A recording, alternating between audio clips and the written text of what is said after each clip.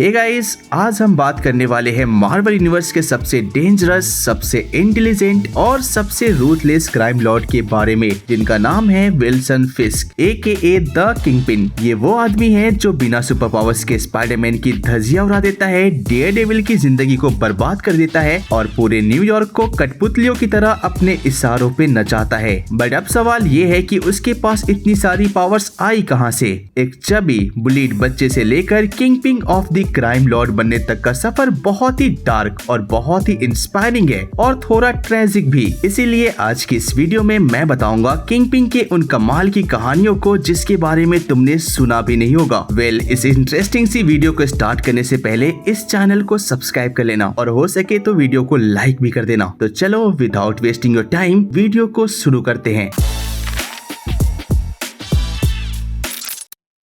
Wilson grand फिस्क का जन्म New York city के एक बहुत ही गरीब डिसफंक्शनल फैमिली में हुआ था। उसके पेरेंट्स हमेशा लड़ते रहते थे। ये लड़का बहुत ही ओवरवेट था, इसलिए उसके क्लासमेट्स उसको रोज पीटते थे, ह्यूमिलेट करते थे। स्कूल में कोई भी उसका फ्रेंड नहीं था, लेकिन विल्सन अलग था। 12 साल की उम्र में उसने अपना पहला मर्डर कमिट किया और वहाँ पे उसने अपने बाप को ही मार डाला था। नेटफ्लिक्स के डेयरडेविल सीरीज में इस चीज को बहुत ही अच्छे तरीके से दिखाया गया है, तो अगर तुमने नहीं देखा है तो एक बार ये सीरीज जरूर देखना।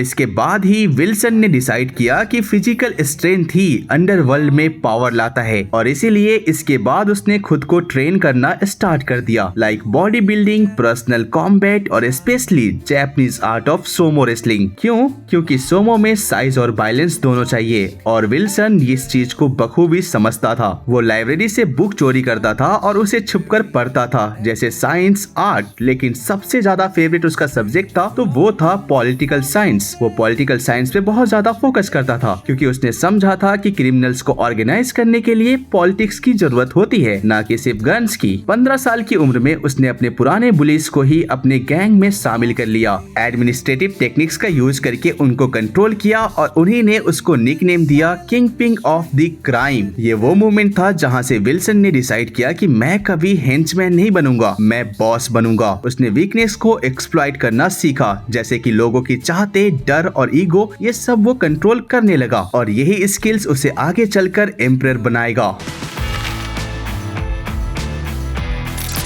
विल्सन फिस्क की कहानी में एक नया मोड़ तब आता है जब उसकी जिंदगी में डॉन रिगोलेटो की एंट्री होती है, क्योंकि एक दिन मॉब बॉस डॉन रिगोलेटो, जो कि मैगिया फैमिली का लीडर था, उसने इस लड़के को नोटिस किया। उसने विल्सन और उसके बेस्ट फ्रेंड्स को बॉडीगार्ड बना लिया। विल्सन उसका जल्दी ही राइट हैंड मैन बन गया। रिगोलेटो को लगा कि विल्सन स्मार्ट है, लॉयल है और ब्रूटल भी है, लेकिन विल्सन लॉयल नहीं था। सिर्फ अपने लिए उसने डॉन रिगोलेटो को बिट्रे किया, उसने उसको मार दिया और उसका पूरा एम्पायर अपने हाथ में ले लिया। ये सब देखने के बाद बाकी गैंगस्टर उसे मॉकिंगली किंगपिन बुलाते थे, लेकिन ये निकनेम लेजेंड बन गया। उसने इलीगल पैसा लिजिट बिजनेसेस में लगाए, स्पेशली फार ईस्ट स्पाइक्स का बिजनेस। पब्लिकली वो कहता था कि मैं सिर्फ एक हम्बल स्पाइक डीलर हूँ, बट वी नो कि वो कितना खतरनाक डीलर था, अलग ही लेवल का बंदा था।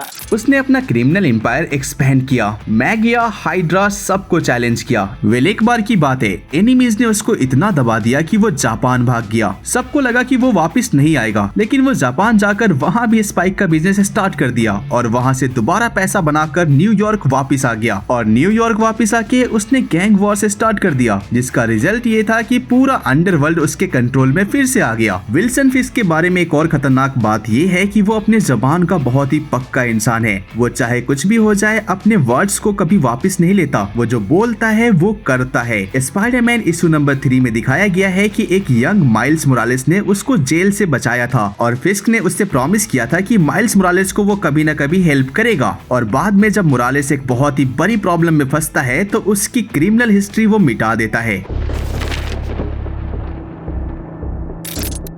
किंगपिन का सबसे बड़ा स्ट्रेंथ और सबसे बड़ी वीकनेस उसका फैमिली ही है। उसने वेनेसा से शादी की, जबकि वेनेसा को उसकी असली जिंदगी के बारे में सब कुछ पता था। बाद में जाके उनका एक बेटा हुआ जिसका नाम था रिचर्ड फिस्क। वेनेसा ने उसको नॉर्मल लाइफ देने की कोशिश की, लेकिन क्राइम ने फैमिली को बर्बाद कर दिया। रिचर्ड ने बाद में दी स्कीमर बन के अपने ही बाप के अगेंस्ट चला गया और ये प्लॉट भाई साहब बहुत ही खतरनाक है। एक और स्टोरी लाइन में वेनेसा ने एक बार अल्टीमेटम दिया था कि या तो रिटायर हो जाओ या फिर मैं चली जाऊंगी। कहने का सीधा सीधा मतलब ये है कि विल्सन के लिए उसकी पावर और उसकी वीकनेस दोनों ही फैमिली है। वो फैमिली के लिए किसी को मार भी सकता है और फैमिली के कहने पे अपने सबसे खतरनाक दुश्मन की जान को बख्श भी सकता है।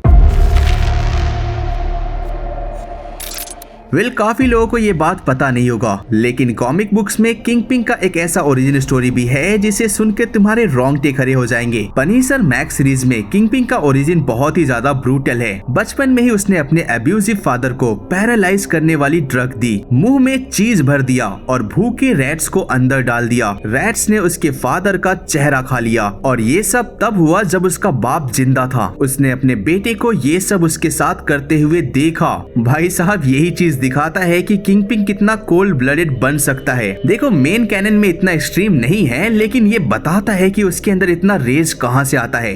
अगर तुमने इको की सीरीज देखी है तो तुम्हें पता होगा कि उसने अपने बिजनेस पार्टनर विली लिंकन को मार दिया और उसकी बेटी माया लोपेज को अडॉप्ट किया। उसने उस लड़की को वॉरियर बनाया, लेकिन माया ने बाद में जान लिया कि फिस्क ही उसके फादर का असली किलर है। देखा जाए तो स्पाइडरमैन से उसकी कोई खास दुश्मनी नहीं है, लेकिन उसके बिजनेस के बीच में कोई भी आरे आता है तो वो रगड़ा जाता है। एक स्टोरी लाइन में स्पाइडरमैन खुद को रिटायर कर लेता है, वो आराम कर रहा होता है। बट इसी दरमियान किंगपिन ने क्राइम कॉलिजन बनाया, जेमसन को किडनैप किया और शहर में बहुत सारी तबाही मचाई। तब स्पाइडरमैन वापस आता है और किंगपिन के प्लान को एक्सपोज कर देता है। लेकिन ये सब तो छोटी मोटी बातें हैं। किंगपिन का असली बुरा सपना तो डेयरडेविल है। एक बार की बात है, किंगपिन डेयरडेविल से इतना ज्यादा परेशान हो चुका था कि उसने कैरन पेज से मैड मर्डॉक की असली आइडेंटिटी ले ली और फिर उसने मैड की जिंदगी को जो बर्बाद किया है ना भाई साहब, उसने उसका घर बर्बाद किया, लॉ लाइसेंस छीन लिया, पागल बना दिया। और भाई यही आर्क किंगपिन को ट्रू मॉन्स्टर दिखाता है। देखा जाए तो ये सब उसके अर्ली लाइफ से कनेक्टेड है। एक बुलेट से चबी बॉय ने बचपन में ये डिसाइड किया था कि दुनिया उसको कंट्रोल नहीं करेगी, वो दुनिया को कंट्रोल करेगा कि दुनिया को कैसे रहना है उसके सामने।